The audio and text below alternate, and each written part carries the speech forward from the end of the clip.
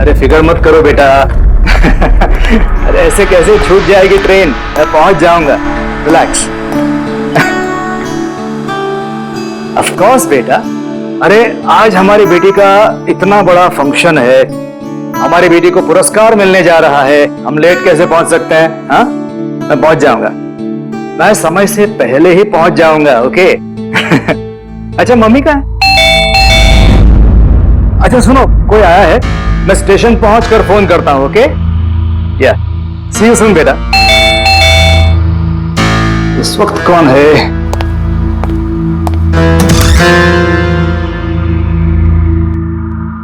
Hi sir, mister पवन कुमार। जी sir, आपके नाम का पार्सल है। पार्सल? जी सर। लेकिन भाई मैंने तो कुछ मंगाया नहीं। सर नाम आपका है और एड्रेस भी यही है सर। लेट मी सी।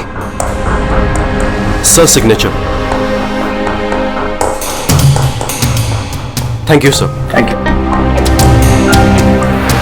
पता नहीं कौन है ये, उसने भेजा होगा।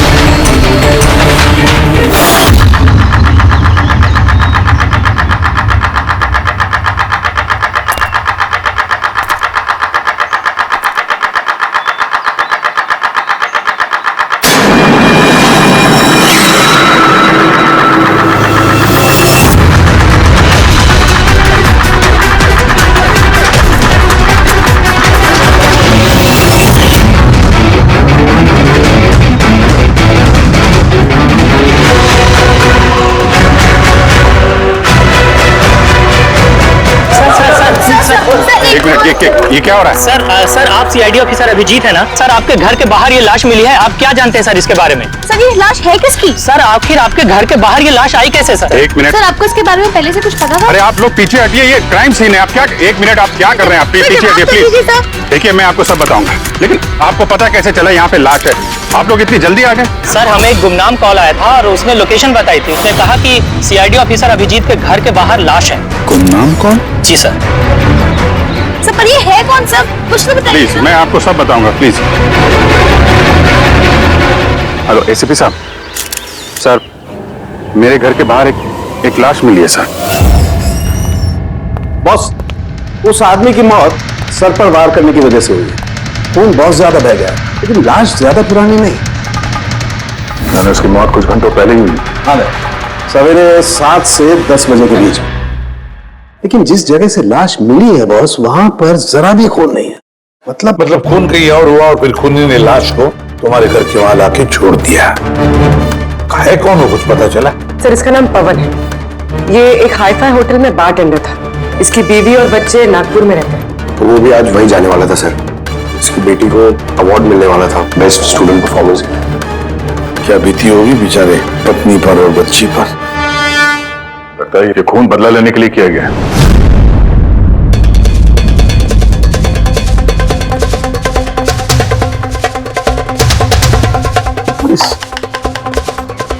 दांत का क्या चक्कर है? मुझे पता है सर, ये पवन, मैं जानता हूं सर इसे। ये मेरा बहुत पुराना खास खबरी था।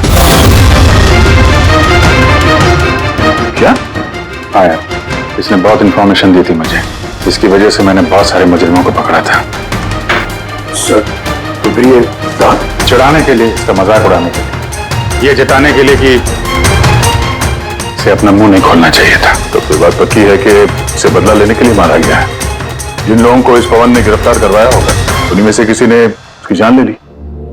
लेकिन सर ये पवन अभिजीत सर का इन्फॉर्मर है। ये बात किसी को पता कैसे चली? हाँ, मतलब सीआईडी में भी हमारे एक दूसरे के इन्फॉर्मर्स कौन है हम नहीं जानते। तो फिर उसको को कैसे पता चला कि ये पवन एक इन्फॉर्मर है? सिर्फ खूनी को नहीं सर, पूरे देश को पता चल गया सर। ये देखिए, ताजा जानकारी के मुताबिक पेशे से वेटर पवन कुमार दरअसल सीआईडी का खबरी भी था। आज सुबह पवन कुमार की लाश सीआईडी ऑफिसर अभिजीत के घर के बाहर मिली थी। उसकी हत्या के पीछे उन लोगों का हाथ होने की संभावना है जिनको उसी की मदद से सीआईडी ने गिरफ्तार किया था। ये खबर मीडिया तक पहुंची कैसे?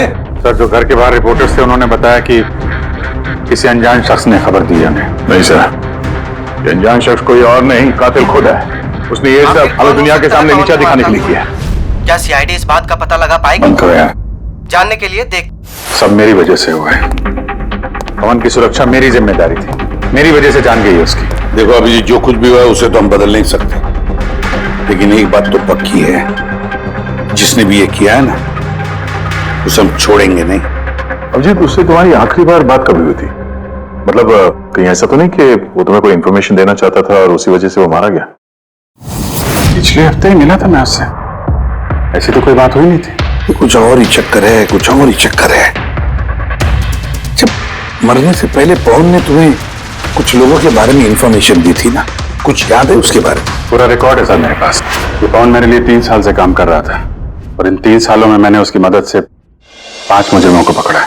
तो ये कोई ऐसा आदमी है जो पवन से बदला लेना चाहता था और अभिजीत को चैलेंज कर रहा है वो?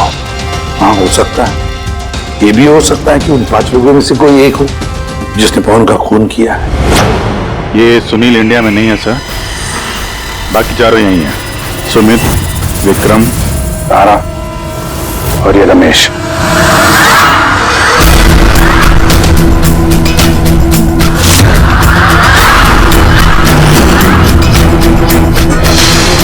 हेलो सर, मेरा नाम अजय है। बताइए आप लोग क्या खाना पसंद करेंगे?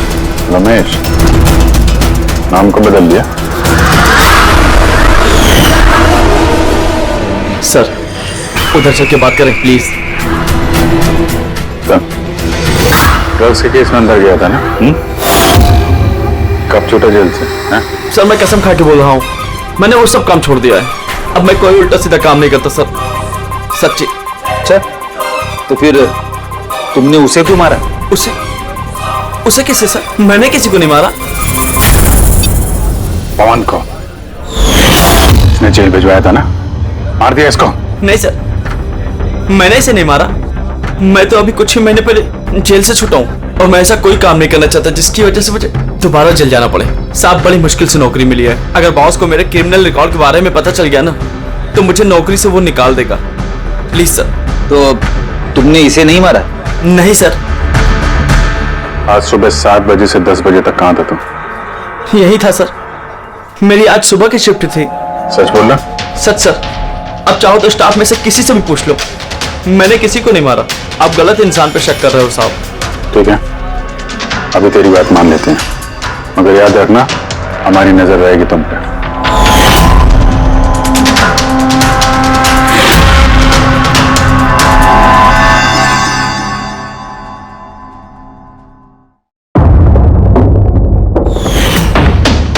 सब कुछ था मेरे पास, घर, परिवार, करियर, एक अच्छी खासी कस्टम ऑफिसर की जॉब थी।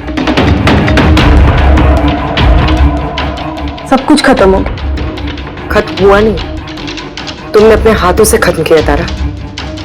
अगर तुम अपनी जॉब का फायदा उठा के स्मगलर्स का साथ नहीं देती तो तुम्हारे साथ ये सब नहीं होता। कोई शौक नहीं था मुझे ये सब करने का, कोई ऑप्शन नहीं बचा था मेरे पास। पापा की तबीयत ठीक नहीं थी और पैसों की जरूरत थी, और उसी वक्त मुझे ये ऑफर मिला।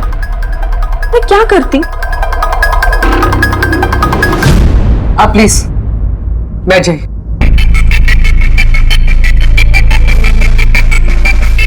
पर देखो ना, बीमारी ने नहीं, मेरे सदमे ने पापा की जान ले ली। फैमिली ने भी मुझे दोषी बनाकर मुझसे सारे रिश्ते तोड़ दिए। अब कुछ नहीं बचा, ना तो मेरा कोई अपना है और ना ही मेरे पास पैसे हैं। तो भला मैं कैसे आपके इन्फॉर्मर को मरवा सकती हूँ? और वैसे भी मैं पहले से ही अपनी एक गलती की सजा भुगत रही हूँ, अब कोई दूसरी गलती नहीं करना चाहती मैं। देखिए, आप प्लीज मेरा विश्वास कीजिए, मेरा इसमें कोई हाथ नहीं। पवन का खून तुमने करवाया ना? अब तुम खुद बताओगे या हम उगलवाएं? कौन पवन? वो खबरी? मैं तो तुम लोगों को बहुत होशियार समझता था। देख रहे हो ना मेरा हाल, मैं यहाँ जेल में हूँ, फिर भी मुझसे पूछ रहे हो। इजाजत तुम किसी और को देना, समझा? तुम्हारे काले कारनामों से जो तुमने पैसे कमाए, उसे जेल के बाहर क्या क्या कर सकते हो हम सब जानते हैं। बोल, पवन की सुपारी किसको दी? क्या बात कर रहे हो तुम? लगता है आजकल फिल्में ज्यादा देखते हो। मेरा हाल देख रहे हो ना, यहाँ ना मेरे पास फोन है और ना ही कोई मिलने जुलने वाला, फिर कैसे मैं किसी की सुपारी दे सकता हूँ? हाँ, इज्जत देने के लिए मुझे शुक्रिया। तुम्हें क्या लगता है कि मैं इतना बड़ा गैंगस्टर हूँ कि यहाँ बैठे बैठे किसी का भी बाहर गेम बजवा सकता हूँ? तो उसके लिए भी थैंक यू। तुम्हें सब मजाक लग रहा है? हाँ? तुम्हारा इसमें हाथ है या नहीं वो तो हम पता लगा ही लेंगे, लेकिन अगर तुम्हारा इसमें हाथ है तो जो तुम्हारा हाल है ना, उससे भी बुरा हाल करूंगा मैं तुम्हारा। देखो, उस पवन खबरी का खून मैंने नहीं करवाया, लेकिन हाँ, जिसने भी किया है ना, बहुत अच्छा किया, और वो यहीं रुकने वाला नहीं है। एक एक करके सब मारे जाएंगे और तुम देखते रह जाओगे। हेलो। अरे बाबू, मुझे पता तुम पवन की खबर सुनकर डर गई हो, लेकिन तुम चिंता मत करो। अरे न्यूज वाले बढ़ा चढ़ा कर बताते हैं, और वैसे भी मेरे बारे में सिर्फ 2 ही लोग जानते हैं, तुम और दूसरे अभिजीत सर। तीसरा कोई नहीं जानता कि मैं अभिजीत सर का खबरी हूँ। मैं मिल रहा हूँ ना उनसे कल। हाँ, एक नई खबर भी हाथ लगी है। अरे तुम परेशान मत हो, मैं तुमसे जल्दी मिलता हूँ, ठीक है? Okay, bye.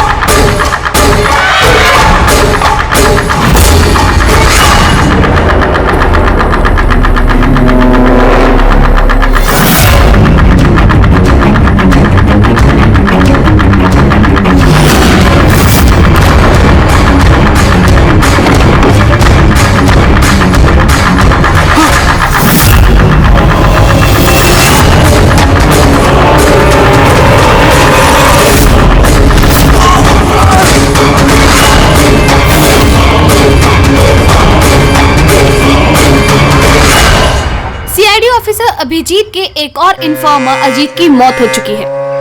आखिर ये है कौन जो एक एक करके सीआईडी ऑफिसर अभिजीत के सारे इन्फॉर्मर्स को मार रहा है? आखिर इसके पीछे का राज है क्या? सर एक और ये और हमें पता चलेगा कि आपका खबरी था। सर एक के बाद एक खबरियों का कत्ल हो रहा है, आखिर ये इन्फॉर्मेशन लीक कहाँ से हो रही है सर? सर क्या कोई सुराग मिला है सर आपको? सर और कितने लोगों की जान जाएगी सर? सीआईडी आखिर कर क्या रही है?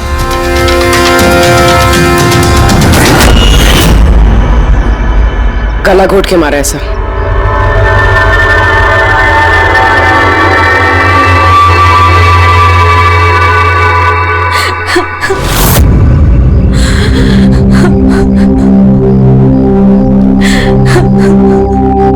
इनकी नई नई शादी हुई थी सर। उसके बेसहारा बीवी से कुछ कहना चाहेंगे आप?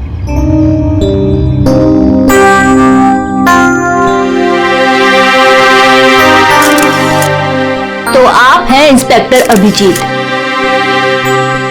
मेरे अजीत के अभिजीत सर। कितना भरोसा करते थे वो आप पर, और आपने उनका इस्तेमाल किया, उनको धोखा दिया है। आपने तो उनकी हिफाजत करने का भरोसा दिया था ना? क्या हुआ उस भरोसे का? कितने पैसों में बेचा आपने उसको? बोलिए, जवाब दीजिए। कितने पैसे मिले आपको? आपका ईमान, आपका जमीन बेचने के लिए? बोलिए। मैम प्लीज बस कीजिए मैम। आपको पता है किसके बारे में बोल रही आपने हैं? मारा मेरे अजीत को। खूनी है आप, खूनी है आप। मैम प्लीज सुन रहे हैं? संभालिए खूनी है आप, प्लीज। खूनी है आप। आपने मेरे अजीत को मारा है, खूनी है आप। तो ये थी इन्फॉर्मर अजीत की वाइफ, जिनके आंसू चीख चीख कर सीआईडी ऑफिसर अभिजीत से सवाल पूछ रहे हैं। क्या ये? हाँ, यहाँ कोई तमाशा चल रहा है? क्राइम सीन है ये।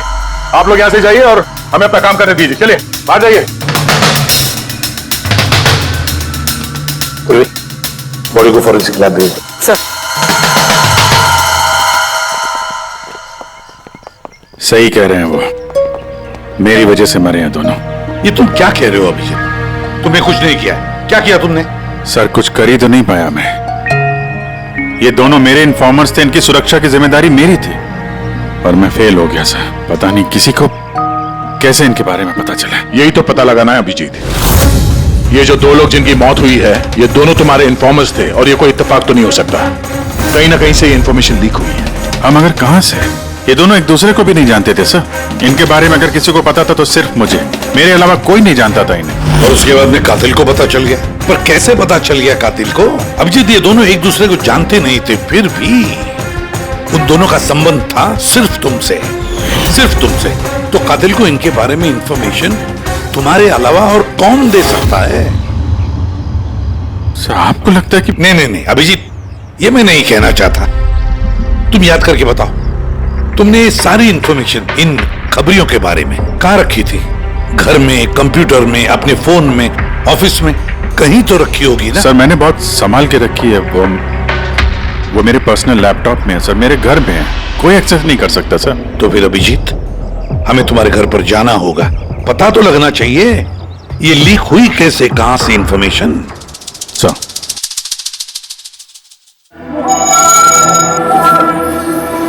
जी, लगता है तुम्हारे गैर हाजिरी में कोई तो यहाँ पे आया है और तुम्हारे लैपटॉप से डेटा चुरा लिया।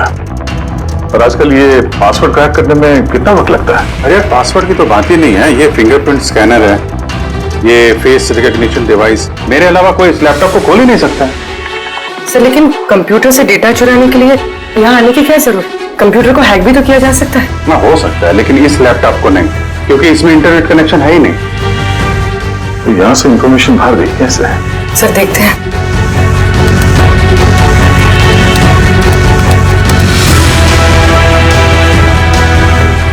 सर आपके कंप्यूटर को रिमोट एक्सेस किया गया। लेकिन कैसे है? इसमें इंटरनेट कनेक्शन नहीं है, कैसे? सर ये देखिए, ये फाइल 2 हफ्ते पहले खोली गई। डेट देखिए। इस डेट को तो हम लोग मुंबई में थे ही नहीं, बाहर थे।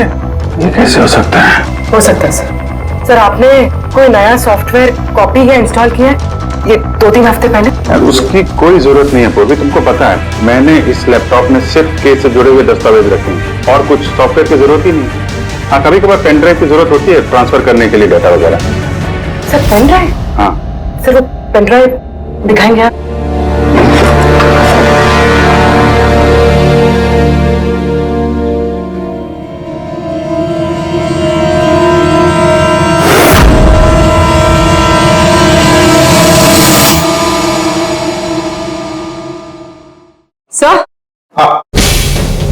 सर सर पता चल गया कि असल में हुआ क्या था।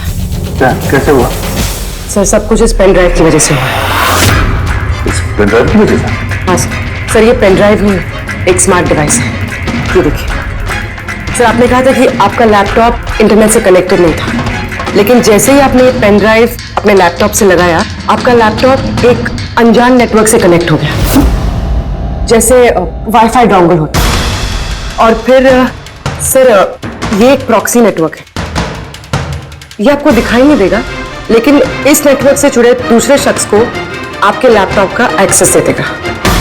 जैसे सर कोई कंप्यूटर रिपेयर करने वाला है और आपका कंप्यूटर खराब है, तो बिना आपके कंप्यूटर के पास बैठे रिमोटली कहीं से भी एक्सेस करके आपका कंप्यूटर ठीक कर सकता है सर। एग्जैक्टली सर, किसी ने इस पेन ड्राइव के जरिए आपके लैपटॉप को एक्सेस किया और इन्फॉर्मर्स वाली फाइल्स चुरा ली। तो ऐसा प्लान था? कातिल ने पेन ड्राइव तुम्हारे आसपास प्लान कर दिया। तुम्हें कुछ याद है ये पेन ड्राइव तुम्हें कहाँ मिली थी? ये तो मैंने ऑनलाइन खरीदी थी, एक अच्छा सस्ता ऑफर था, इसलिए वो मेरे मेल पे आया था। ये मेल आया था। सर ये तो कोई शॉपिंग वेबसाइट है। हाँ, अच्छी खासी एस्टेब्लिश वेबसाइट है, डिस्काउंट दे रहे थे, इसलिए मैंने 2-3 पेन ड्राइव मंगा ली।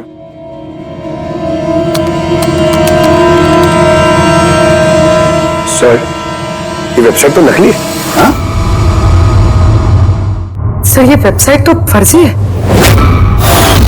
सर आपके साथ साइबर फिशिंग हुई है। सर ये देखिए, ये दोनों वेबसाइट्स, कोई फर्क नहीं, लेकिन ये वाली वेबसाइट इस वेबसाइट की कॉपी है। थोड़े बहुत कोड्स अलग हैं, कोई एक बार देखे तो समझ में नहीं आएगा। सर ऐसे वेबसाइट्स के जरिए हैकर्स लोगों के अकाउंट से पैसे गायब करते हैं। सर बहुत सारे कंप्यूटर एक्सपर्ट्स ऐसे साइबर क्राइम्स में लगे हैं। तो मतलब मुझे जो मेल आया, मैंने इस लिंक पे क्लिक किया तो मैं इस नकली साइट पे चला गया। हाँ सर। तो इस तरीके से ये पेन ड्राइव प्लांट किया गया था।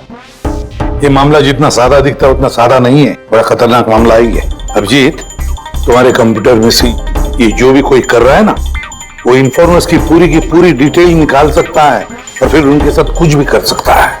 बहुत बड़ी गलती होगी मुझसे, पता नहीं अगला शिकार किसका होगा।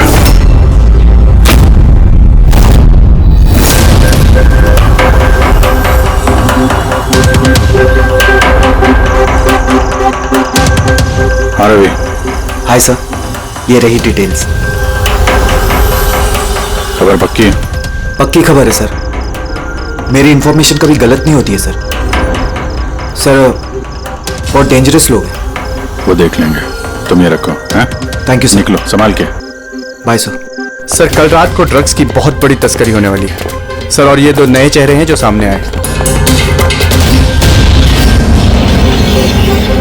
ठीक है, तुम निकलो, मैं मिलता हूँ। ठीक है सर। रवि और कुणाल सर, इन दोनों की मदद से मैंने काफी बड़े केसेस सुलझाए हैं, ऐसे केसेस जिनमें काफी खतरनाक लोग शामिल थे।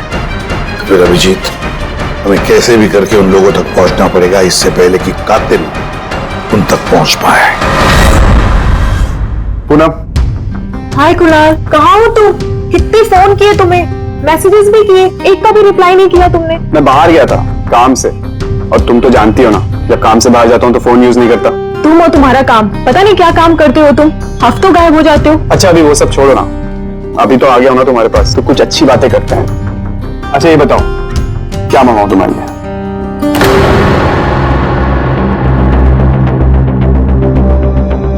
अभिजीत सर, मैं 1 सेकंड आता हूँ। एक्सक्यूज मी, मैं ये अखबार देख सकता हूँ?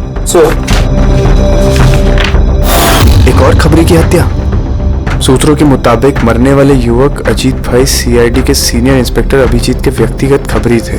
एक हफ्ते में ये इस तरह की दूसरी हत्या है। इससे पहले पवन नाम के एक और खबरी की भी हत्या हो चुकी है। इंस्पेक्टर अभिजीत पे अपने खबरियों की जानकारी लीक करने के आरोप लग रहे हैं। इंस्पेक्टर अभिजीत के अन्य खबरियों की जान भी खतरे में हो सकती है। हे भगवान, ये नहीं हो सकता।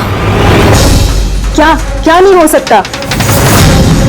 ये खबर आई नो, कितनी गलत बात है ना। जो लोग अपनी जान जोखिम में डाल के हमारे लिए काम करते हैं उनकी ही जान का सौदा। इंस्पेक्टर अभिजीत ऐसा कैसे कर सकते हैं? कुणाल, क्या हुआ तुम्हें? कहाँ खो गए तुम?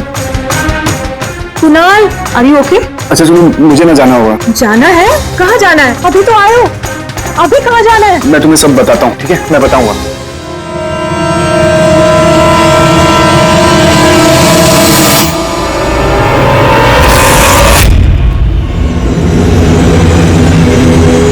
रिक्शा,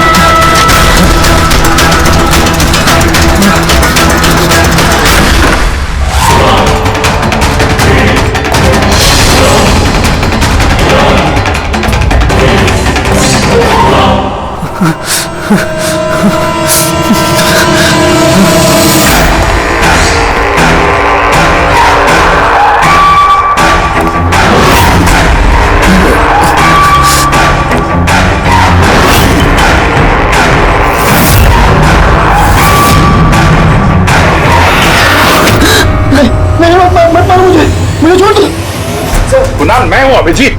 अभिजीत सर, सर अच्छा आप आ गए। सर वो मुझे मार देगा, सर वो मुझे मार देंगे सर। कुणाल, शांत हो जाओ, यहाँ कोई नहीं है, समझे? हमारा रहता कोई कुछ नहीं कर सकता, घबराओ मत। कुणाल, हम तुम्हें सेफ हाउस में ले जाएंगे, वहां कोई तुम तक नहीं पहुंच सकता, समझे? सर रवि की फोन की लोकेशन यहीं बताएं।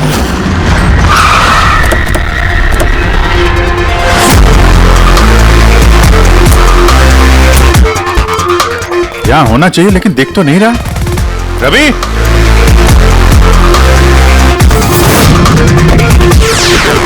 रवि,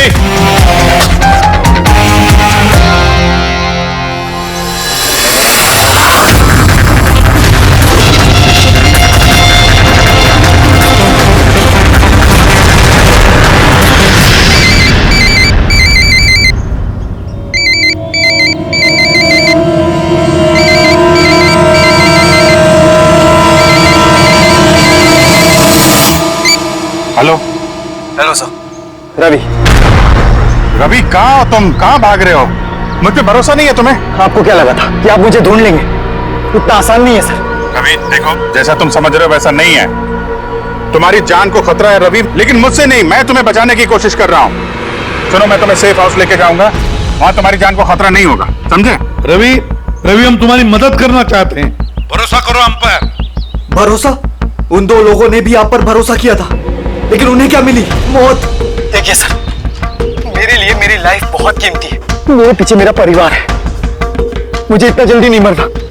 मेरी जान को बख्श दीजिए सर, मैं मरना नहीं चाहता। प्लीज मुझे जाने दीजिए सर, मुझे ढूंढना बंद कीजिए। रवि रवि रवि, बात को समझने की कोशिश। नहीं सर, मैंने कहा ना नहीं। पहले आप पर भरोसा करके मैंने बहुत बड़ी गलती की है। एक बार गलती कर ली, दूसरी बार नहीं करूंगा। मुझे नहीं पता था कि आप बिक चुके हैं सर। मुझे प्लीज ढूंढना बंद कीजिए सर। रवि, कहाँ हो तुम? तुम्हारी जान को खतरा है, समझो तुम। Bye sir. रवि, रवि नहीं मारेगा ये, नहीं समझेगा, किसी भी हालत में ढूंढना पड़ेगा इसे। ये 4 में से 3 इन्फॉर्मर्स तो सेफ हाउस में पहुंच गए। ये रवि सिर्फ बाहर है ना? सर इन दोनों की टिप से जो लोग गिरफ्तार हुए हैं उन सबकी लिस्ट आ गई है। कोई इनमें IT या कंप्यूटर एक्सपर्ट? नहीं सर, ऐसा तो कोई नहीं है, लेकिन ये विक्रम, उसे तुम जेल में मिले थे, क्यों, क्या हुआ?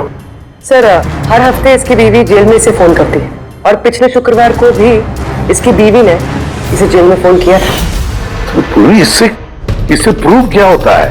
सर मैंने और फ्रेडी सर ने पता किया है कि हॉस्पिटल में थी उनकी वाइफ फ्राइडे को, लेकिन उन्होंने किसी को फोन नहीं किया। फैंटास्टिक, गजब का काम किया तुम दोनों ने। अब पता लगाएंगे कि विक्रम को अगर उसकी बीवी ने फोन नहीं किया तो फिर किसने किया? और ये अब बताएगा विक्रम ही। हमें सब पता है, वो शुक्रवार को तुम्हारी पत्नी हॉस्पिटल में एडमिट थी, उसने कॉल नहीं किया तुम्हें। तो उस दिन उसके नाम से जो कॉल आया था तुम्हें, वो फोन किसने किया था? मैं कह चुका हूं ना तुम्हारे को कि मैंने कुछ नहीं किया। फिर बार बार क्यों चले आते हो मेरा और अपना वक्त बर्बाद करने के लिए? वक्त हम नहीं, तुम बर्बाद कर रहे हो हमारा, समझा?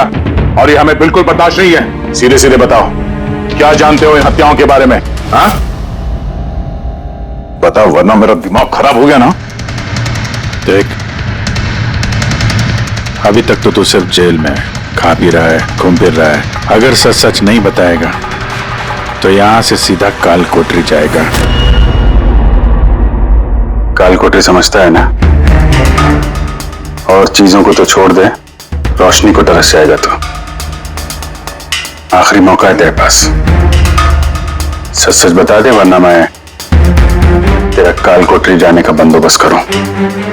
फोन, एक फोन आया था। मैं नहीं जानता उस आदमी को। उसने तो मुझे फोन पर एक डील ऑफर की थी। कैसे डील? डील ये थी कि मुझे जिसने जेल में भिजवाया, जिसने मेरी मुखबरी की थी, उसने बोला कि अगर मैं उसको 3 करोड़ रुपया दूंगा तो वो उसको मार देगा। तो तुमने क्या कहा? सब सच बोलूं, मुझे उसकी बात पे विश्वास ही नहीं हुआ। मुझे लगा कि कोई मेरे साथ मजाक कर रहा है, तो मैंने उसको मना कर दिया। फिर उसने मुझको बोला कि और भी कई लोग हैं जो उससे बदला लेना चाहते हैं, वो उसको मारने की मुंह मांगी कीमत देंगे। और मुझे ये भी बोला उसने कि मैं न्यूज में देख लूं कि वो सच बोल रहा है। फिर जब मैंने न्यूज सुनी तो पर सर, मैं आपको एक बात बता रहा हूं, मैं उसका नाम नहीं जानता और ना ही फिर उसका कभी मुझे फोन आया। मुझको जो कुछ मालूम था मैंने सब आप लोगों को बता दिया। सच कह रहा हूं सर। ठीक है, इसका मतलब है उसने ऐसे और भी लोगों को कांटेक्ट किया होगा। बहुत बड़ा गेम खेला है। अपराधियों से पैसा कमाने का जरिया बना रखा है। सर, आपके बाकी खबरियों की भी जान खतरे में, और हमें खूनी के बारे में कुछ पता ही नहीं। 3 करोड़, इसकी मांग बहुत ऊंची है। और ऐसे वो हर किसी को फोन नहीं करेगा, कि उसी को फोन करेगा जो उसकी मांग पूरी कर सके। ठीक कह रहे थे। पता करता हूं अपनी लिस्ट में कितने लोग हैं जो 3 करोड़ रुपए खर्चा कर सके। ये शिखर हो सकता है। पिछले हफ्ते इसको फोन आया था। इसको कुणाल ने अंदर करवाया था और इसके पास देने के लिए पैसे भी हैं।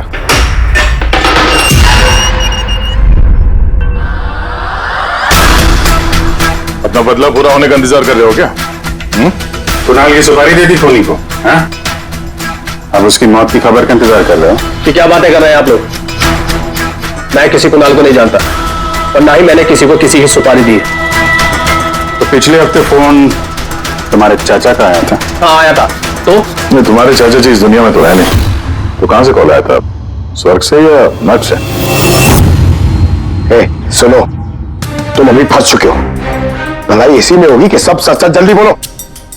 अच्छा, तो जाओ पहले मेरे लॉयर को बुला के लाओ। उसके आने से पहले ना मैं कुछ नहीं बोलने वाला। उससे कुछ भी पूछताछ करनी है उसके आने के बाद ही करो। जाओ बुला के लाओ पहले से।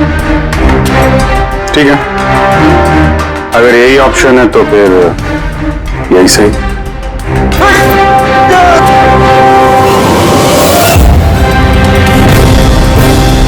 ये कहां लेके जा रहे हैं आप लोग मुझे? हमने तो तुमको बोलने का मौका दिया था, लेकिन तुम तो वकील बुला रहे थे। अब तुम्हारे साथ क्या होगा किसी को पता नहीं चलेगा, तुम्हारे वकील को भी नहीं। ये गलत कर रहे हैं आप लोग। सीआईडी ऐसा नहीं कर सकती है। बात सही कह रहे हो, सीआईडी ऐसा नहीं कर सकती। सीआईडी कभी गलत काम नहीं करती। हम तो लोगों को ये कहने वाले हैं कि तुमने हम पे हमला करने की कोशिश की और हमने अपने बचाव में तुम्हें गोली मार दी। नहीं सर, प्लीज ऐसा मत करो सर। आराम से। पंकज सर, कोई अच्छी जगह पे गाड़ी रोको। सर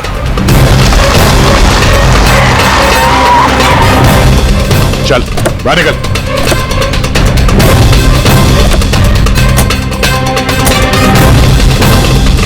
नहीं सर, सर प्लीज मुझे मत मारिए सर, प्लीज। चल भाग जा, भाग नहीं जा। Sir please, sir please. नहीं सर प्लीज भाग भाग नहीं sir please please please sir मुझे माफ कर दीजिए सर सर प्लीज मुझे माफ कर दीजिए सर अबे भाग सर मैं बताता हूँ सर सब कुछ बताता हूँ सब कुछ बताता हूँ सर आप तो सही कह रहे हैं सर मुझे कातिल का फोन आया था सर कुणाल को मारने की सुपारी मैंने दी थी सर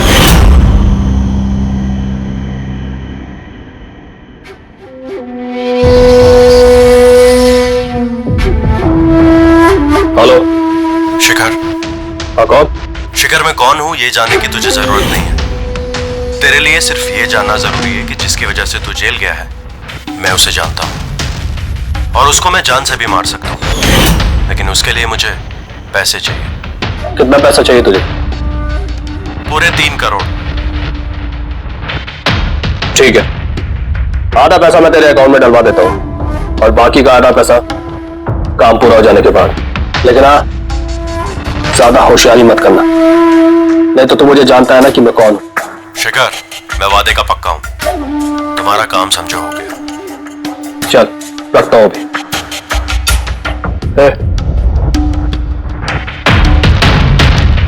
सुन ये रख किसी को बोलना मत सर मैंने अपनी बीवी की मदद से सर उसके अकाउंट में आधे पैसे डलवा दिए थे सर और बाकी का आधा पैसा काम होने के बाद डलवाने वाला था सर लेकिन अभी तक कुणाल को कुछ नहीं हुआ है सर कुणाल की जान खतरे में है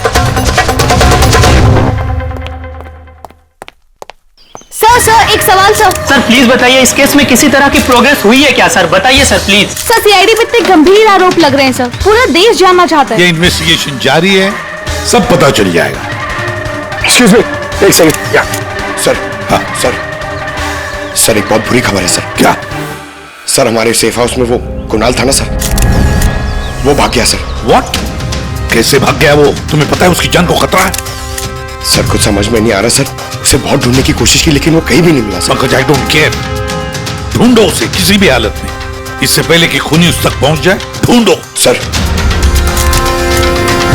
yes now this is the breaking news एक के बाद एक हो रही सीआईडी इन्फॉर्मर्स की हत्याओं का रहस्य सुलझाने में सीआईडी पहले से नाकाम थी और अभी अभी एक खबर आ रही है कि कुणाल नाम का सीआईडी का एक और खबरी जिसकी सुरक्षा का जिम्मा सीआईडी ने लिया था वो लापता है सीआईडी ने कुणाल को जिस सुरक्षित ठिकाने पर रखा था वहां से कुणाल गायब हो गया है क्या सीआईडी कुणाल तक पहुंचने और उसे बचाने में कामयाब हो पाएगी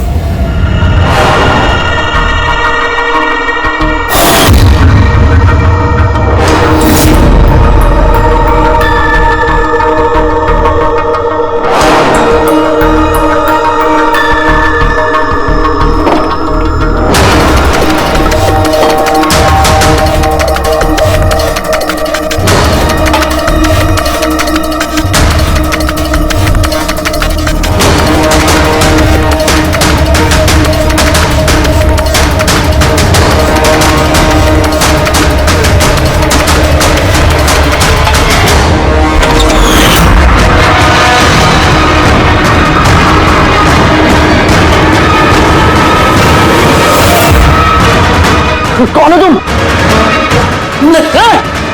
गेम ओवर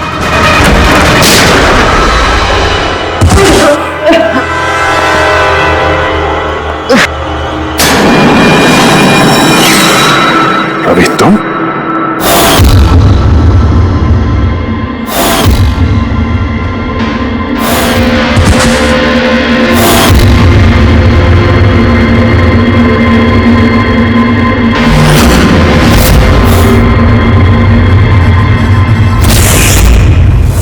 कुणाल के गायब होने की खबर हमने जानबूझकर मीडिया में फैलाई हमें मालूम था कातिल ने इसकी सुपारी ली है इसको मारने के लिए कुछ भी करेगा तो वही हुआ मीडिया ने खबर फैलाई और तुम सुनते सुनते यहाँ आ गए तुम यहाँ खुद नहीं आए लाए गए हमें पता था कि तुम्हारे पास इन्फॉर्मर्स की लिस्ट है और उसमें कुणाल का भी नाम तुम कंप्यूटर्स के मामले में तो होशियार हुई तुमने कुणाल का नंबर ट्रैक किया और यहाँ तक आ गए क्यों किया रवि ऐसा तुमने मैंने तुम पे भरोसा किया था क्या बिगाड़ा था इन लोगों ने तुम्हारा क्यों मार रहे हो इनको आपके इन्फॉर्मर पवन की वजह से उसने मेरी जिंदगी बर्बाद कर दी थी उसी की वजह से मेरी मंगेतर तारा गिरफ्तार हुई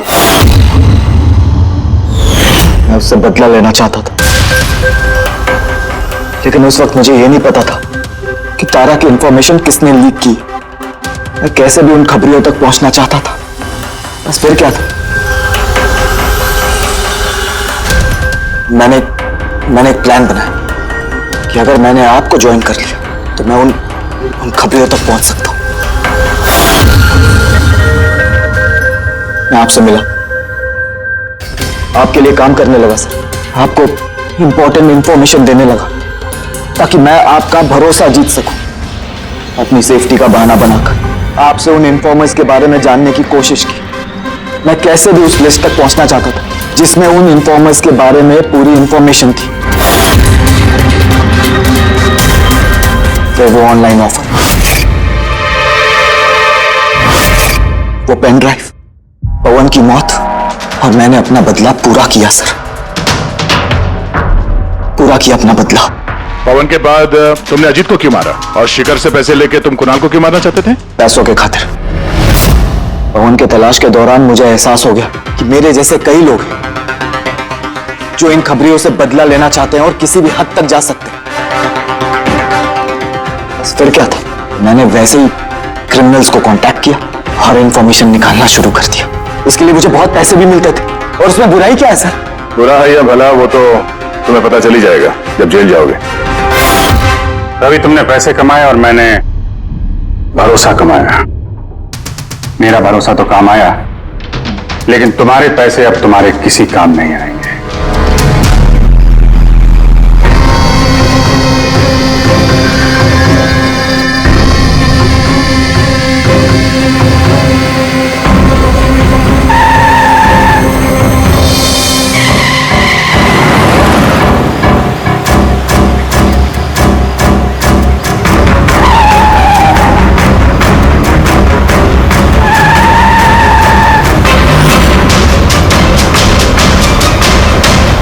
गाड़ी में सोना अच्छी बात नहीं है।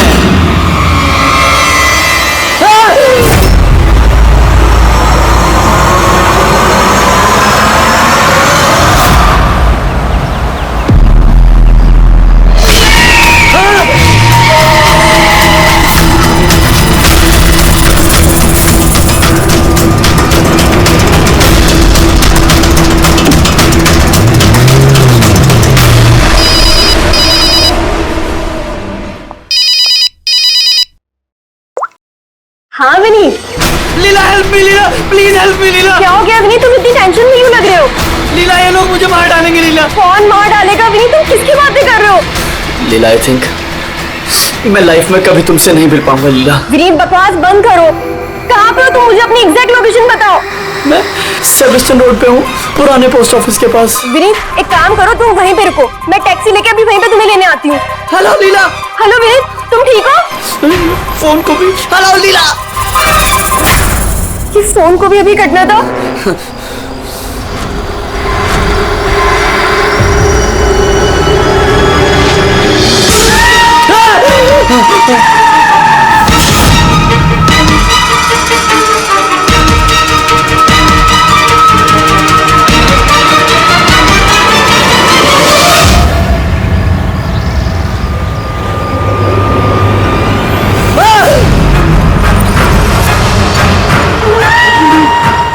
भगवान प्लीज हेल्प मी, मुझे मेरे घर तक पहुंचा दो प्लीज।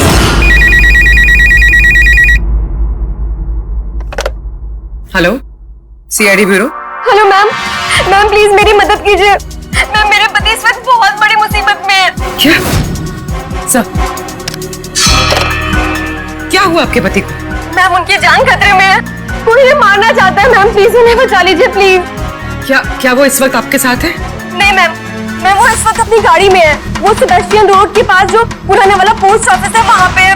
अच्छा सुनिए मैम, देखिए हमारे 2 ऑफिसर्स उसी एरिया में हैं। आप हमें आपकी गाड़ी का डिटेल दीजिए। व्हाइट बैक्स्टर है और गाड़ी का नंबर है 2536। मैम आप उन्हें बचा तो लेंगे ना? आप फिक्र मत कीजिए, आपके पति को कुछ नहीं होगा।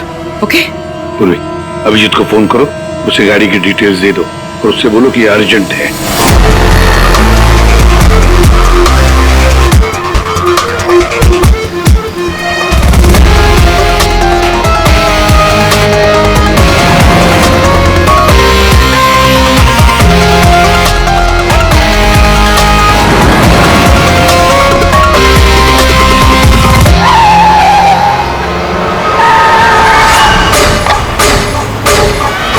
यही नंबर है। ये गाड़ी ऐसे क्यों चला रहा है?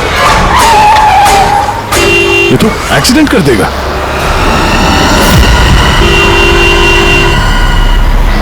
मुझे माफ कर दो, मुझे माफ कर दो, मैं मरना नहीं चाहता, मुझे माफ कर दो। किससे बातें कर रहा है? गाड़ी में तो कोई नहीं है। अरे विनीत, किससे बात कर रहा है? गाड़ी में कोई नहीं है। अंधे हो तुम लोग, तुम्हें दिखाई नहीं दे रहा? इतने सारे लोग मुझे बुला रहे हैं। कर क्या रहा है ये? मुझे माफ कर दो, मैं मरना नहीं चाहता। पागल हो गया लगता है। विनीत, विनीत, विनीत, तुम्हारी जान को खतरा हो सकता है, रुक जाओ।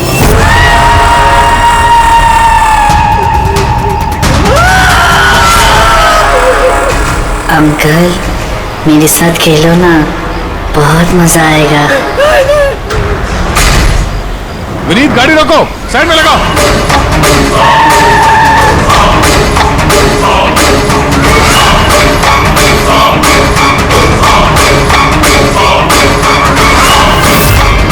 रुक जाओ। विनीत, विनीत,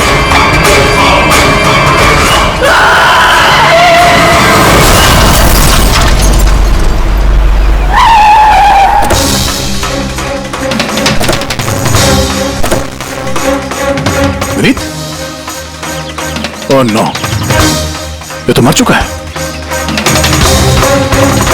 स्मेल है।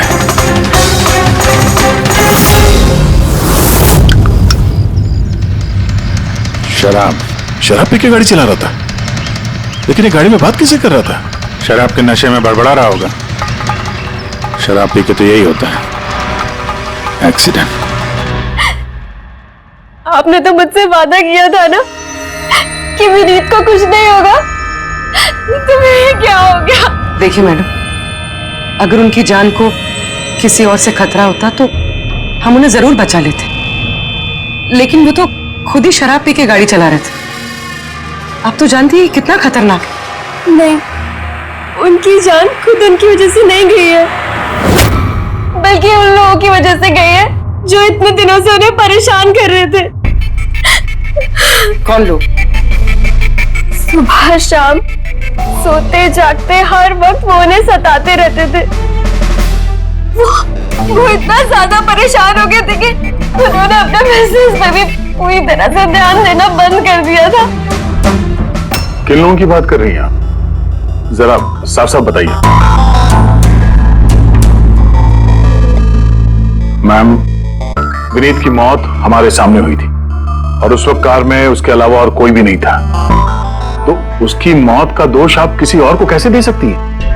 क्योंकि उनका खून हुआ है। मर्डर है ये, मर्डर। मर्डर हुआ है? आप जानती हैं किसने किया ये? आत्माओं ने। भले ही आप लोगों ने वो आत्माएं नहीं देखी होगी, लेकिन विनीत उन्हें साफ साफ देख सकते थे। सीआईडी आत्माओं को नहीं मानती। आप भी मानते सर। अगर आपने वो 2 हफ्ते पहले वाला नजारा देखा होता। लीला उठो, उठो लीला, लीला उठो।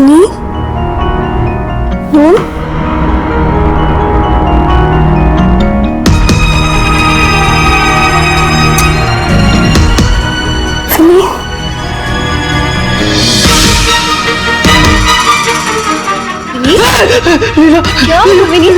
वहाँ देखो, कबर्ड के ऊपर। क्या है वहाँ विनीत?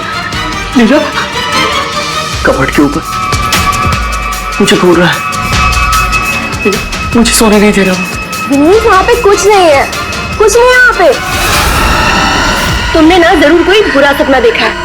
चलो आगे सो जाओ। मैंने कोई सपना नहीं देखा और वो देखो अभी भी घूर रहा है और तुमको दिख क्यों नहीं रहा यार? विनीत, वहाँ पे कुछ नहीं है। तबीयत ठीक नहीं है विनीत, तुम आगे सो जाओ। चलो, कुछ नहीं है विनीत, है ना बुरा सपना देखा इसलिए ये सब हो रहा है। सॉरी, मुझे माफ कर दो प्लीज। 1 मिनट, ये विनीत किस चीज के लिए माफी मांग रहा था? ये तो मुझे भी नहीं पता सर। विनीत काम क्या करता था? सर, उनकी कंपनी हॉस्पिटल्स में मेडिकल इक्विपमेंट सप्लाई करती थी। आप श्योर है कि वो विनीत का खून आत्मा नहीं किया? सर, मुझे पहले तो नहीं लगता था, क्योंकि ना तो मैंने कभी कोई आत्मा देखी थी और नहीं कभी मैंने उनकी आवाज सुनी थी। लेकिन बाद में मुझे विनीत की बातों पे यकीन होने लगा कि वो सच कहता था।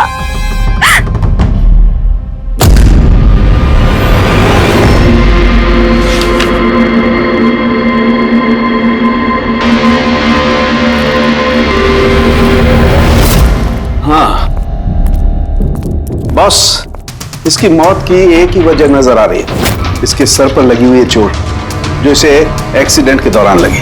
पक्का डॉक्टर साहब, कोई और वजह नहीं?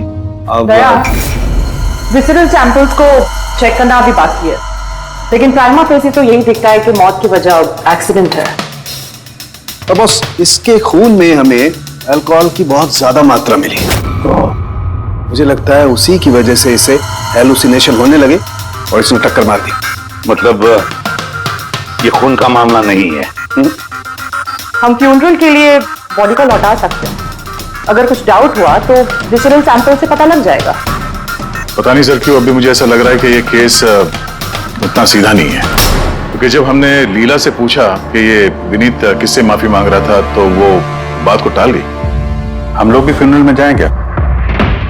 वहाँ रिलेटिव भी होंगे, फ्रेंड्स भी होंगे, बहुत सारे लोग होंगे, देखते हैं कुछ पता चलता है। जाओ, जरूर जाओ फ्यूनरल में।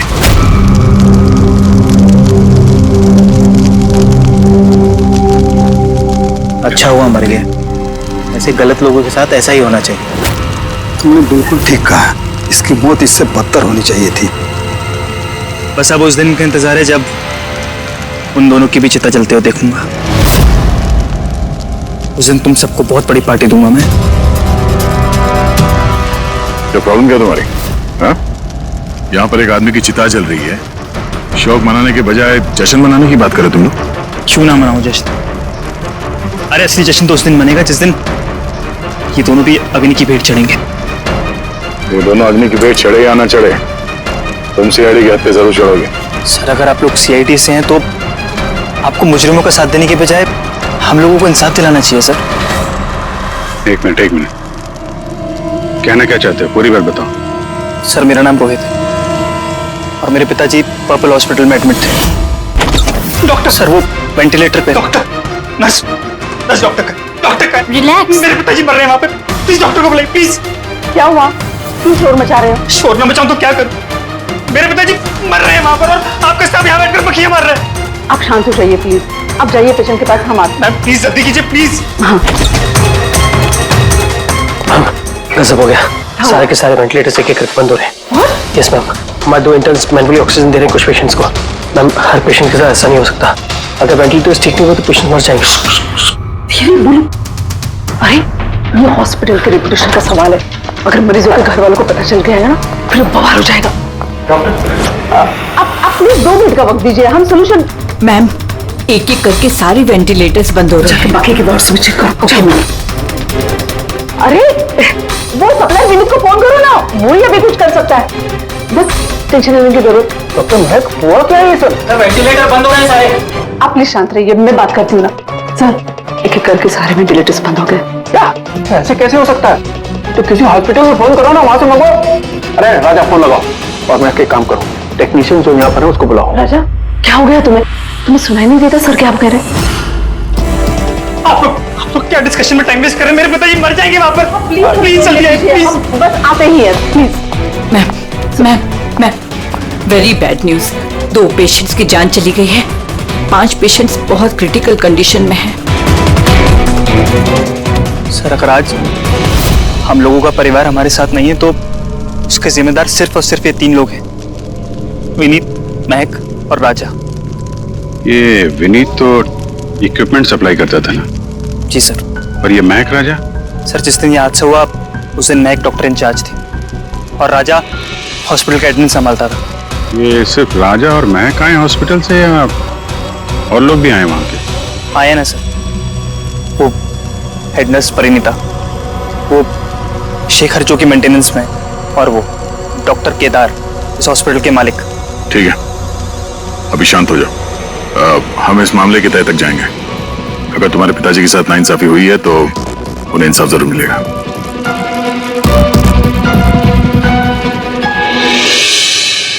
समझ में आया कि ये विनीत माफी क्यों मांग रहा था। मुझे माफ कर दो, मैं मरना नहीं चाहता, मुझे माफ कर दो। और ये भी समझ में आ रहा है कि विनीत की मौत से इतने लोग खुश क्यों हैं। यानी विनीत की मौत का जिम्मेदार कोई भी हो सकता है। अब विनीत के बाद खूनी का अगला निशाना ये महक और राजा हो सकते हैं।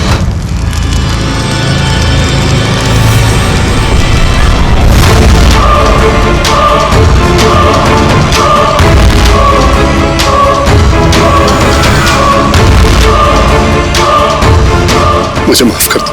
तुमने मुझे क्यों मरने दिया? मेरा पीछा मत करो।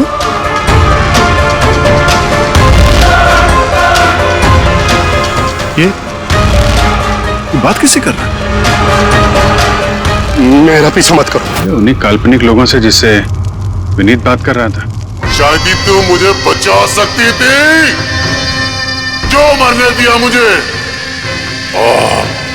तुम भी मरने के लिए तैयार हो जाओ। और ये महक भी सहमी से लग रही है। छोड़ो, छोड़ो मुझे, छोड़ो मुझे, आग में मत खींचो। मेरी कोई गलती नहीं है। छोड़ो, छोड़ो, छोड़ो, छोड़ो मुझे, छोड़ो, छोड़ो, मत खींचो मुझे आग में। छोड़ो, क्या कर रहे हो? इधर आओ। क्या कर रहे हो यार? हैं? मैं बस परेशान हूं, इसमें आप लोग क्या कर सकते हैं? मुझे खुद ही निपटना होगा अपनी परेशानी से। आप इधर आओ, थोड़ा दूर हट जाओ इधर से। तो बहुत सारे लोग हैं जो विनीत की मौत की खबर सुनकर खुश हो गए हैं। हाँ सर। और अब वो महक और राजा की मौत की खबर सुनना चाहते हैं। राजा और महक, इनका बर्ताव भी कुछ नॉर्मल नहीं लग रहा था सर। काफी डरे डरे से लग रहे थे, विनीत की तरह। सर, विसरल सैंपल्स की रिपोर्ट आ गई है। वेट, कोई गड़बड़ है? हाँ, एक आम इंसान का खून जितना लाल होता है, विनीत का खून उससे बहुत ज्यादा लाल था। अब समझ में आया कि विनीत को आत्माएं क्यों नजर आ रही थी। क्यों सर? पूर्वी, जब इंसान का खून जरूरत से ज्यादा लाल हो तो इसका मतलब ये होता है कि वो इंसान बहुत ज्यादा लंबे समय तक कार्बन कंपाउंड के संपर्क में रहा, और इस कार्बन कंपाउंड की वजह से ही उसे हेलुसिनेशन आते हैं, जबरदस्त किस्म के। तो मतलब किसी ने जानबूझकर विनीत को इस कार्बन कंपाउंड के संपर्क में लाया, जिसकी वजह से विनीत की दिमागी हालत खराब हो गई, जो उसकी मौत का कारण भी बन गई। सर, खूनी को ये कार्बन कंपाउंड मिला कहां से होगा? हमारे आसपास हर जगह कार्बन कंपाउंड फैला हुआ है। मॉडर्न जिंदगी में हम जितनी भी मशीनों का इस्तेमाल करते हैं, वो सब की सब, लगभग सब की सब कार्बन कंपाउंड निकालती हैं। हाँ, कोई भी मशीनों के साथ छेड़खानी करके ऐसी साजिश कर सकता है। तो कार में बैठने के ठीक पहले विनीत ऐसे किसी केमिकल के संपर्क में आया होगा, इसकी वजह से उसे ये हेलुसिनेशन वगैरह हो रहे थे। बिल्कुल बॉस, गाड़ी के एग्जॉस्ट सिस्टम को चेक करना चाहिए, गड़बड़ वही हुई है।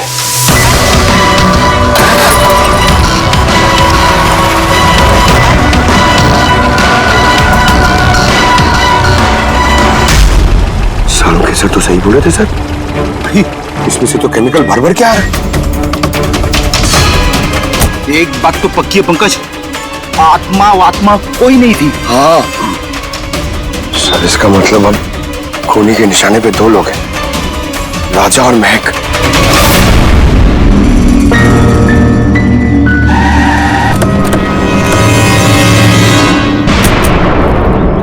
फ्यूनरल में राजा का बर्ताव ठीक नहीं था, अभी भी उसकी मानसिक स्थिति ठीक नहीं है। अरे सर, दरवाजा तो खुला है।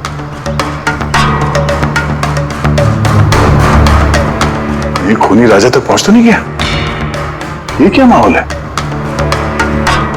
कैंडल्स,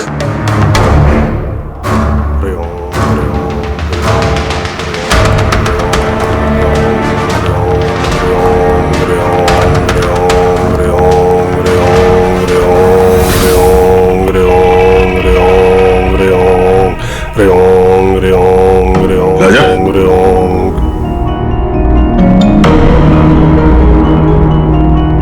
आप ठीक हो? कौन है आप लोग? सीआईडी। विनीत के अंतिम संस्कार में मिले थे हम लोग। तुम आग में कूदने वाले थे, हमने तुम्हें रोका था, भूल गए? अब आप लोगों को मुझे रोकने या बचाने की जरूरत नहीं पड़ेगी।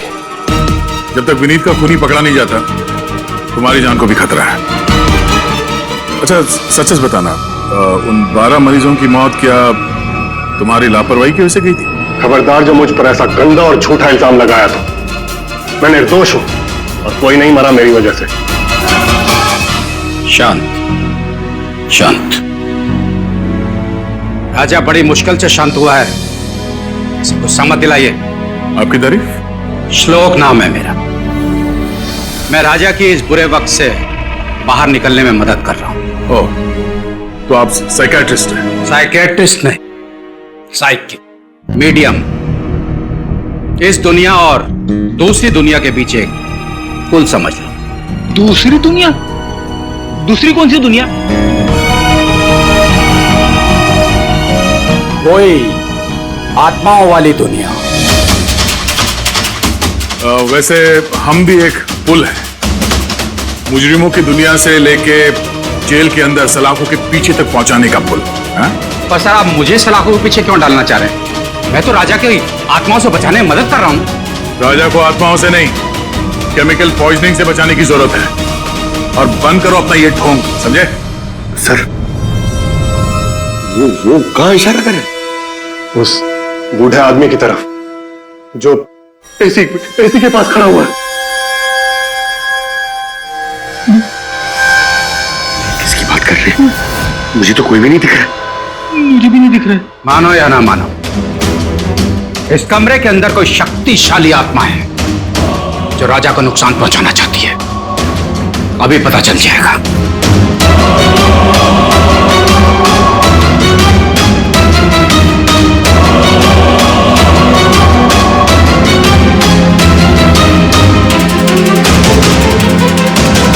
मीटर से आत्मा दिखेंगे?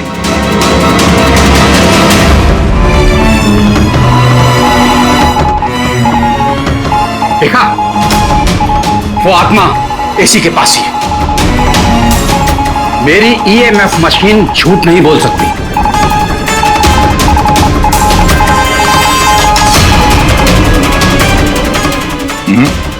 और हमारा भी ये मीटर गलत नहीं हो सकता, समझे?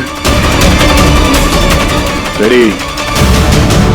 लगता है राजा को कार्बन कंपाउंड का असर उसकी गाड़ी से ही हुआ है। एक काम करो, ये मीटर ले जाओ, उसकी कार चेक करो। रेडी? पंकज, बताओ महक, विनीत के फ्यूनरल पे क्या देखा तुम? मैंने किसी को नहीं देखा, कुछ भी नहीं देखा। झूठ मत बोलो। अगर कुछ नहीं देखा तो वहां से डर के भागे क्यों? मैं झूठ नहीं बोल रही हूँ, मैंने सच में किसी को नहीं देखा। अच्छा, अस्पताल में जो 12 मौतें हुई थी, क्या वो तुम्हारी लापरवाही की वजह से हुई थी? मेरी लापरवाही की वजह से?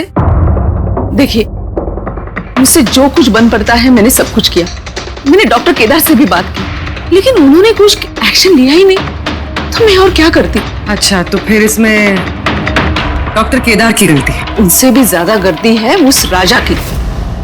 उसे चेक कर लेना चाहिए था कि वेंटिलेटर्स ठीक से काम कर रहे हैं या नहीं, उनके वक्त रहते सर्विसिंग हो रही है या नहीं। तो फिर राजा दोषी है? राजा और विनीत दोनों। विनीत को भी हमें वेंटिलेटर सप्लाई करने से पहले देख लेना चाहिए था कि वो कहीं खराब तो नहीं है। आखिर कितनी जानें टिकी थी उस वेंटिलेटर्स पे? लगता है राजा और विनीत के लिए तुम्हारे अंदर काफी कड़वाहट है। विनीत की मौत से तो बहुत खुश होगी तुम। ये कैसी बातें कर रही हैं आप? बिल्कुल भी नहीं। मैं एक डॉक्टर हूँ और मेरा काम पेशेंट्स की जान बचाना है। किसी की मौत से मैं कैसे खुश हो सकती हूँ?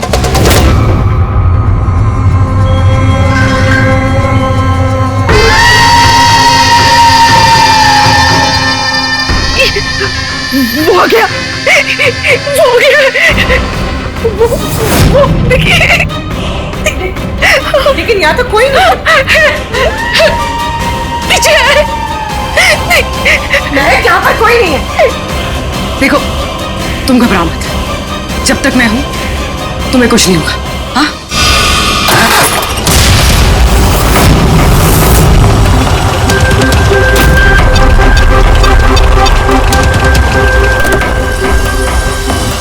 कार के एसी में तो कानून कंपाउंड नहीं है, घर के अंदर देते चलो।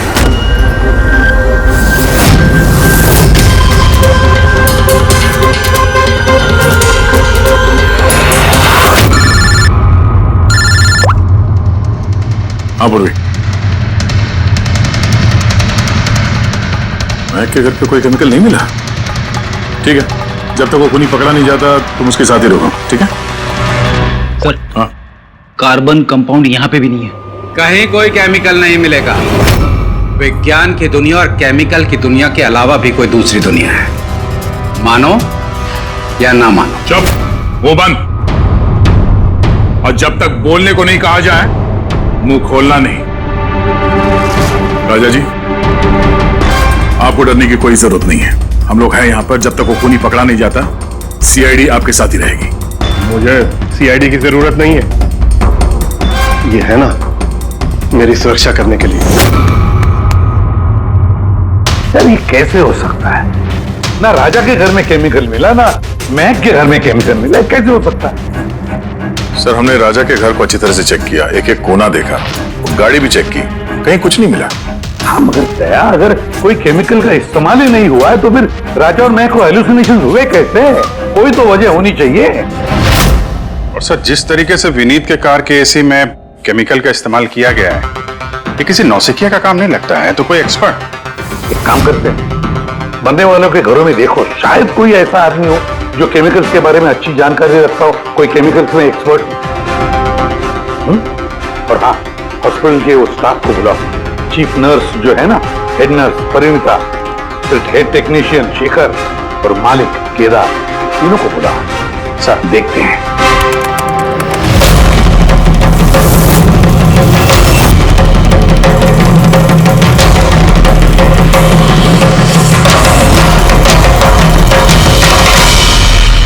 तुम्हारा नाम शेखर है?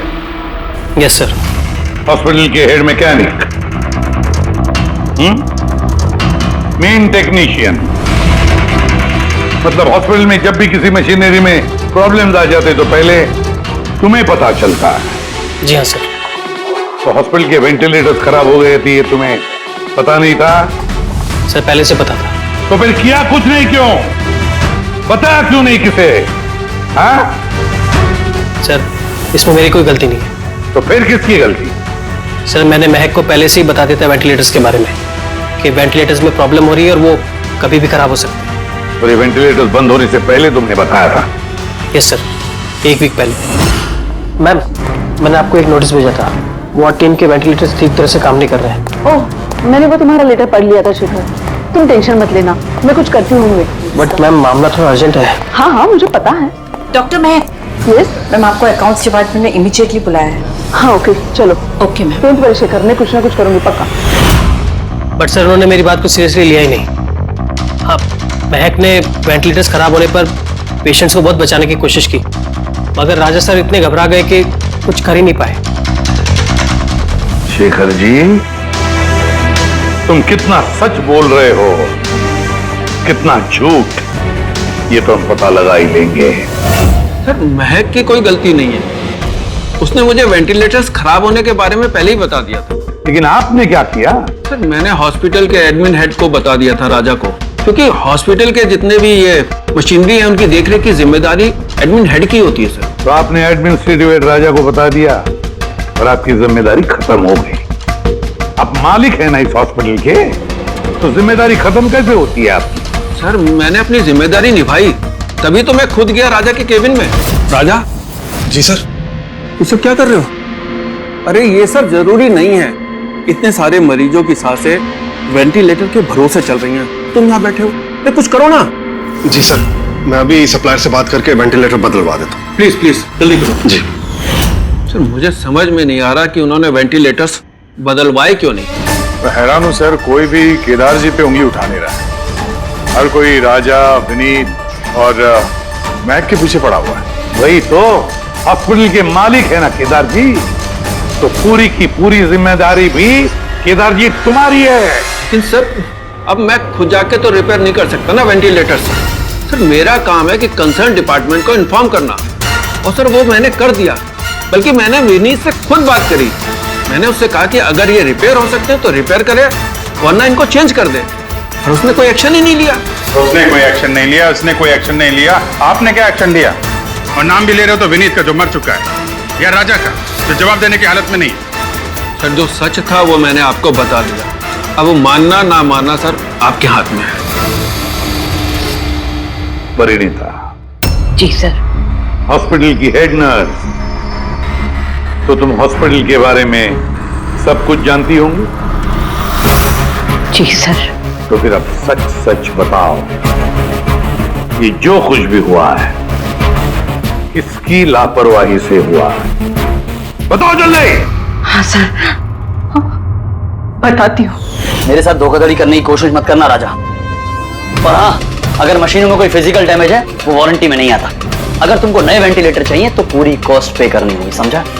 मैंने तुमसे घटिया इंसान आज तक अपनी जिंदगी में नहीं देखा। अब ना तो हमारा हॉस्पिटल तुमसे कोई सामान लेगा और ना ही शहर का कोई दूसरा हॉस्पिटल। सुनो, ये धमकी किसी और को देना। जानता नहीं तुझे मैं कौन हूं। जो करना है कर ले।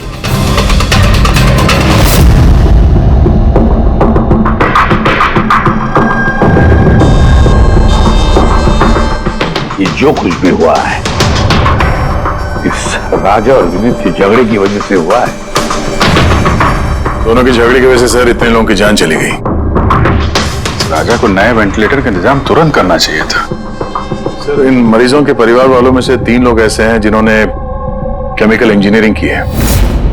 अच्छा, 3 लोग? तो फिर उनकी कुंडली निकालो, देखते हैं।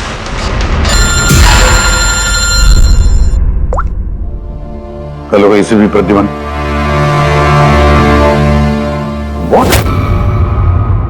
ठीक है, हम अभी पहुंचते हैं। क्या सर? राजा की मौत हो गई।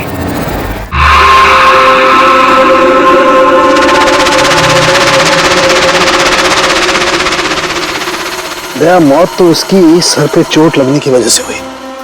लगता है छत से कूद गया ये। जरूर हैलुसिनेशंस इतने भारी पड़ गए होंगे कि दिल मिलाकर राजा ने ऊपर से छलांग लगा दी। और तुम ख्याल रखने वाले थे ना इसका? ये ख्याल रखा तुमने? हाँ? सर राजा तो एकदम शांत तरीके से हो गया था। मुझे क्या पता था कि अचानक उठ जाएगा और खुदकुशी कर लेगा। जिस वक्त ये सब हुआ तुम कहां थे? हाँ? सर मैं दूसरे कमरे में सो रहा था, तभी मुझे राजा के जोर जोर से चीखने की आवाज सुनाई दी। मुझे इन आत्माओं को नहीं झेलना, मुझे इसे निजात चाहिए, आजादी चाहिए। और जब तक मैं इसके पास पहुंचता ये छत से कूद गया साहब। वाह, क्या बात है। राजा को अकेले छोड़कर तुम घोड़े बेच के सो रहे थे? हाँ? मैंने तो कमर कस ली थी कि नहीं सोऊंगा, और न जाने कैसे नींद आ गई। जरूर मुझे उन आत्माओं ने सुला दिया होगा। आप ये देखिए सर, मीटर की रीडिंग भी कितनी बढ़ गई है। मुझे मेरी तबीयत भी कुछ कमजोर लग रही है सर। अगर दोबारा ये मीटर दिखा दिया ना मुझे तो याद रख। एक मिनट दया, 1 मिनट भाई, जरा मीटर देना मुझे। ये लीजिए। ये मीटर मैं रख लेता हूँ। हाँ? तुम्हें लौटा दूंगा बाद में। जी सर, पर दे दीजिएगा। हाँ जरूर दे दूंगा। अभी एक काम करो, अभी तुम घर जाके थोड़ा आराम करो। थक गए हो ना, बहुत कमजोरी होगी तुम्हें। हाँ? जी साहब। बराबर सोए नहीं, जाओ आराम करो। ये क्या डॉक्टर साहब, उसे जाने दिया और ये मीटर रख लिया? दया, ये मीटर जो है ना, ये बड़े काम की चीज है।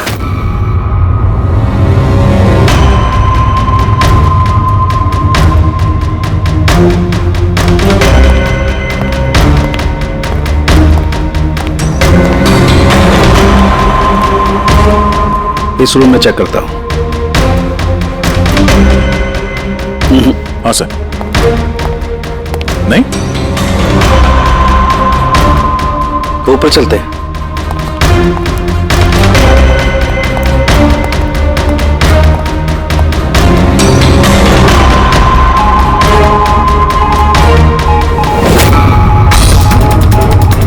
इस सालों के साथ आराम से।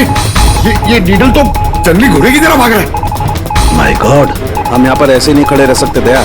हमें प्रोटेक्टिव गियर्स पहनने पड़ेंगे। Protective gears? वो किस लिए सर? अरे अपनी सुरक्षा के लिए।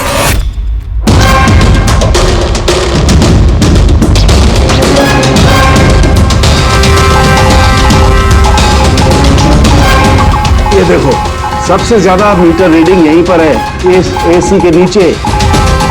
मतलब सर वो पंकज, खबरदार खबरदार, जो आत्मा का नाम भी लिया तो। सर ये मीटर किस तरह इशारा कर रहा है? बताता हूँ बाहर चलो, बाहर चलो।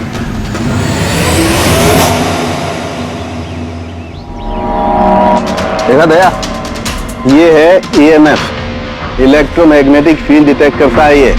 इलेक्ट्रोमैग्नेटिक फील्ड्स, ये तो आजकल सभी इलेक्ट्रॉनिक अप्लायंसेस में होता है सर, टीवी, फ्रिज, एसी में। बिल्कुल दया, लेकिन उन अप्लायंसेस का EMF हिडन होता है, छिपा हुआ होता है, ताकि लोगों पर बुरा असर ना हो। कैसा बुरा असर? तो इसकी वजह से लोगों को नौशिया हो सकता है, जी घबरा सकता है, बेचैनी हो सकती है, और अगर ज्यादा देर तक संपर्क में रहे तो हेलुसिनेशन होना भी कोई बड़ी बात नहीं है। ओह, मतलब राजा को ये हेलुसिनेशन किसी केमिकल की वजह से नहीं हुआ है, अपने घर के इलेक्ट्रॉनिक अप्लायंसेस की वजह से हुआ है, क्योंकि उसका वो EMF ढका हुआ नहीं था। बिल्कुल। इसका मतलब है सर किसी ने ये जानबूझ के छेड़छाड़ की है इसमें। हो सकता है दया, वैसे ही राजा को अंदर से पछतावा महसूस हो रहा था, दुखी था बेचारा कि वो मरीजों को बचा नहीं पाया, इसीलिए हेलुसिनेशन उसे पछतावा के रूप में दिखाई देने लगे। शायद इसी पछतावे की वजह से इस विनीत की भी मौत हो गई। बिल्कुल, और वो अशोक, उससे भी कमजोरी इसीलिए महसूस हो रही थी क्योंकि वो भी काफी देर तक इस EMF के संपर्क में था। यहाँ पे वो कार्बन कंपाउंड नहीं मिला घर में। मिलेंगे कैसे थे? क्योंकि यहाँ तो EMF का इस्तेमाल हो रहा था, और सबसे ज्यादा रीडिंग मुझे बेडरूम के AC में मिली। इसका मतलब बेडरूम के AC में छेड़छाड़ हुई। फिर तो उस महक के घर में भी EMF। ओह नो, हमें तुरंत पुलिस को इन्फॉर्म करना होगा।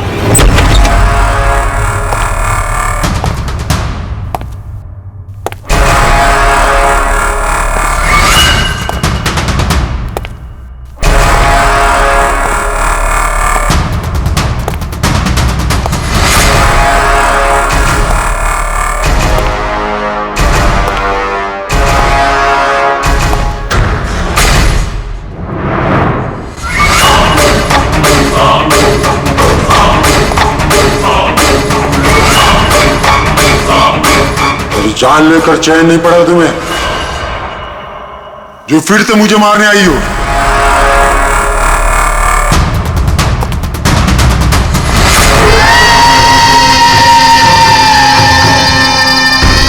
तुम?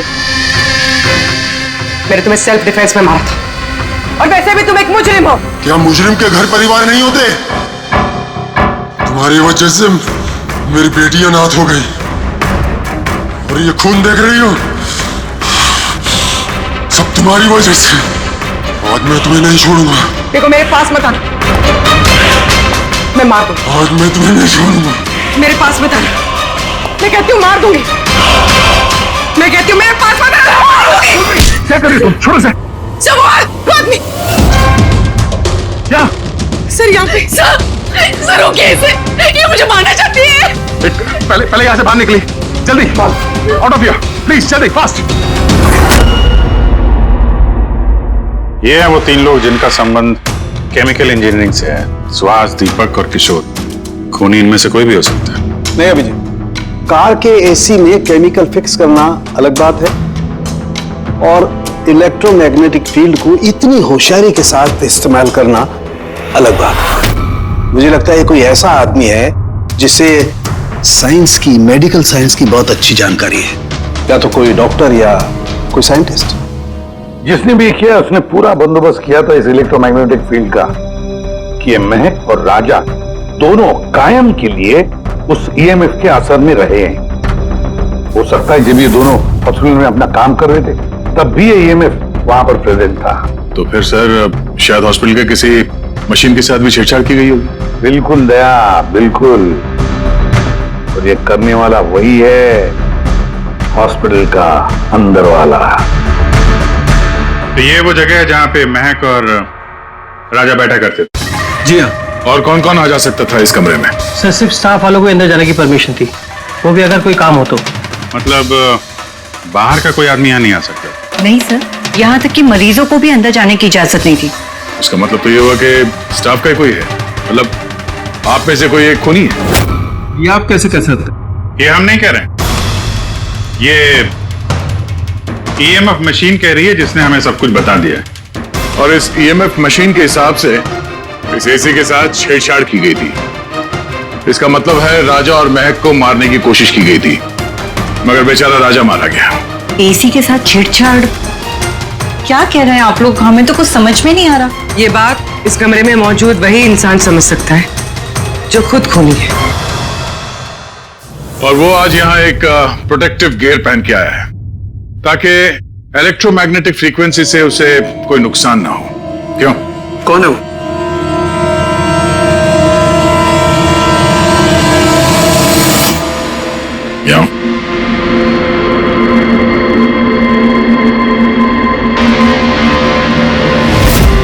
फैशन सेंस तो बहुत अच्छा है तुम्हारा शेखर। कपड़े के अंदर ये सुरक्षा कवच। तुम्हारे सारे पत्ते खुल चुके हैं शेखर। हमने तुम्हारे बारे में सब कुछ पता लगा लिया है। तुम ही यहाँ पे सिर्फ ऐसे टेक्नीशियन हो जो एसी के साथ छेड़छाड़ कर सकते हैं। अब जल्दी बताओ, क्यों किया तुमने ऐसा? हाँ, मैंने किया ये सब। और क्या गलत किया अगर मैंने महक, विनीत और राजा पे इल्जाम लगाया तो? इन लोगों की वजह से 12 मरीजों की मौत हुई जो मुझसे देखा नहीं गया। और मैंने सोचा कि इन लोगों को भी वैसी ही मौत मिलनी चाहिए जैसे उन 12 मरीजों को मिली। इसलिए मैंने ईएमएफ और कार्बन कंपाउंड के जहर का इस्तेमाल किया ताकि इन लोगों को ऐसी मौत दे सकूं। मौत नहीं, एक भयानक मौत। और ये मेरा इंसाफ था। इंसाफ करने का हक सिर्फ कानून को है, किसी और को नहीं, समझे? तुम जानते थे उस केमिकल के इस्तेमाल से उन लोगों को हैलुसिनेशन होगा। वो मरे हुए मरीज उन्हें सामने दिखाई देंगे जिसकी वजह से वो पागल हो जाएंगे। क्यों? और मैं अपने मकसद में कामयाब भी हुआ। जैसी मैं मौत चाहता था वैसी ही मौत विनीत और राजा को मिली। मगर अफसोस, महक को आपने एंड मोमेंट पे बचा। कामयाब तो तुम तब होते हैं जब बिना कोई जुर्म किए उन्हें उनके अंजाम तक पहुंचाते हैं। क्या फर्क रह गया तुम में और उन दोनों में? अब तुम भी एक हत्यारे हो। तुम्हें क्या सजा मिलेगी इसका फैसला तो अब अदालत ही करेगी। इस तरह के और भी एपिसोड देखने के लिए हमारे चैनल को सब्सक्राइब करें और बेल आइकन दबाना ना भूलें।